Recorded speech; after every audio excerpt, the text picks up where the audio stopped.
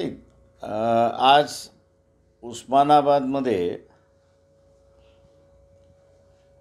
OBC संघर्ष समितीच्या वतीने जाहीर सभा आहे. त्या जाहीर सभेला मी हजर राहण्यासाठी उपस्थित राहिलेलो आहे.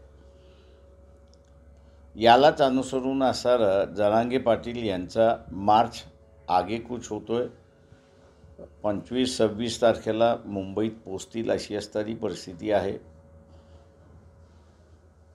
त्यांच्याबरोबर चालणारे अनेक लोक आहेत, ही वस्तुस्थिती आहे. जरांगे पाटील यांना असणारा माझा एक सल्ला आहे की त्यांनी 10-15 लोकांमध्ये बसून आपलं जेवण करू नये. त्यांनी असणारं जनतेमध्ये बसून जे जनतेमध्ये अन्न आलेलं आहे त्याचं त्यांनी असणारं पाचारण करावं. हे त्यांच्या दृष्टीने अत्यंत महत्त्वाचं आहे असं मी त्या ठिकाणी मानतो आहे. तेव्हा ते लोकांबरोबर बसून